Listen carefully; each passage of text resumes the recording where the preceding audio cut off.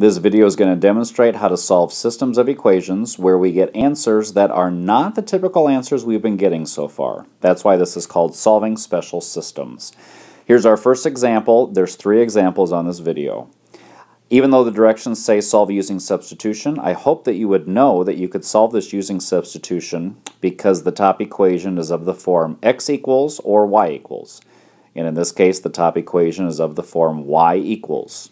So what I'm going to do is take this value for y, x minus 4, and I'm going to substitute it into this y in the bottom equation. So let's write down our substitute step where I put both of these equations together, and then I'm going to solve the resulting equation. So my bottom equation is negative x plus, instead of the letter y, I'm going to write the quantity x minus 4, because that's what y is equal to. I really didn't need to put it in parentheses, but I did. And then still equals 3. I'm going to draw a line through where my equal sign is.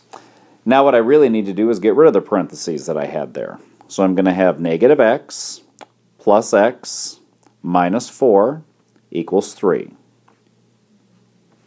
My next step is to combine like terms. And I notice that I have a negative x and a positive x. A negative x and a positive x add up to 0. So please don't write anything. Don't write x because that means 1x. And don't write 0x because that's just extra. We're just not going to write anything. Negative x plus x is nothing. So I'm left with negative 4 equals positive 3. That's kind of a weird result. And in fact, this result makes no sense. And so my answer for this problem is no solution. And what this means is if I would graph these two lines, they would never intersect. Because every time the lines intersect, I get an answer. And so if I get no solution, then those two lines would be parallel lines if you graphed them. In the second example, let's solve the system of equations using elimination. Even though the directions say solve using elimination, I hope that's what you would think to use because one of the equations is not of the form x equals or y equals, like it was in example 1. I have to decide what I would like to eliminate in this case. If I want to eliminate the x's, I have a 5 and a 20. I would have to turn those both into 20s. One of them a positive, the other one a negative. If I want to cancel the y's, I see I have a 1y and a 4y. I would have to change those both into 4s, one positive and one negative. I think if I was given the opportunity to either turn things into 20s or 4s, I would probably turn things into 4s. So my top equation, I need to turn that 1y into a 4y. That means I need to multiply my top equation by positive 4. So let's rewrite what our equations are going to turn into. My top equation, if I take everything times 4, is going to be negative 20x plus 4y equals negative 8. My second equation, the bottom equation, I'm not doing anything to it, so write it down. I'm going to have 20x minus 4y equals 8. Remember what my goal was.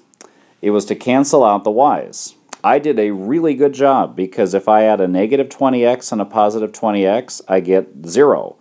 If I add a positive 4y and a negative 4y, I get 0. So everything on the left-hand side is 0 equals negative 8 plus 8 is 0. So I end up with 0 equals 0.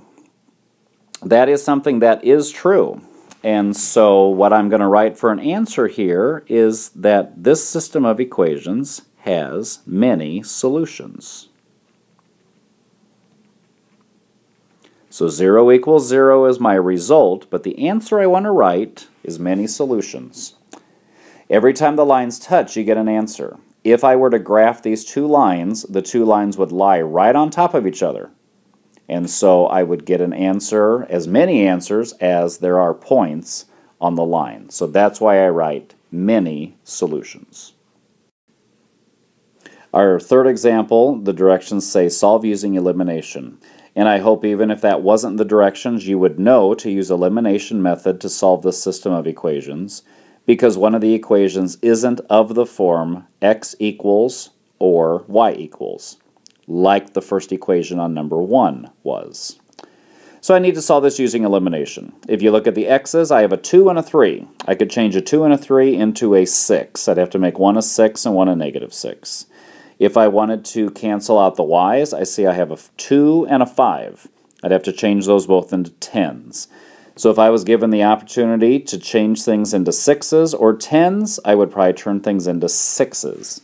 So I'm going to try to eliminate the x's. What I'd like to do is turn the first, the negative 2x into the negative 6x. So I'm going to multiply my top equation by positive 3. I am then going to change that bottom 3x into a positive 6x. So I need to multiply the bottom equation by 2. Let's see what I get now. If I take the entire top equation times 3, I get negative 6x. If I take 5y times 3, I get a positive 15y. And if I take negative 1 times 3, I get negative 3. The bottom equation, I would get positive 6x, positive 4y, equals positive 22. If I did this right, something should eliminate, and my x's do eliminate. Very good.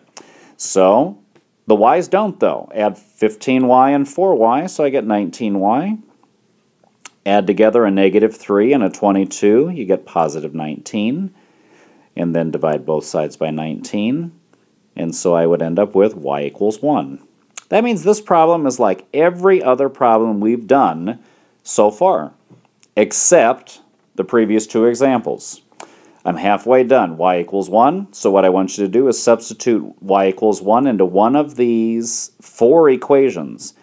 I could use one of these ones that I multiplied or go back to the original equation. I think I'd probably go back to the original because it has smaller numbers. So I'm going to plug y equals 1 into the bottom original equation because I think that looks easier. So this bottom original equation is going to be 3x plus 2 times 1, because y is now 1, equals 11. Let's solve this two-step equation. So I'll have 3x plus 2 equals 11. Let's subtract 2 from both sides. So I'm going to have 3x equals 9. And then if I divide both sides by 3, I'm going to get x equals 3. And what this means is if I would graph these two lines, the two lines would intersect at that point, 3, 1. So I'm going to write my answer as a coordinate point, just like I've done before, 3, 1. Now that we know that some problems have no solution or many solutions, that's fine, but that's not the answer for this problem. So I don't want you to write down this answer and then write no solution after it, because that makes no sense.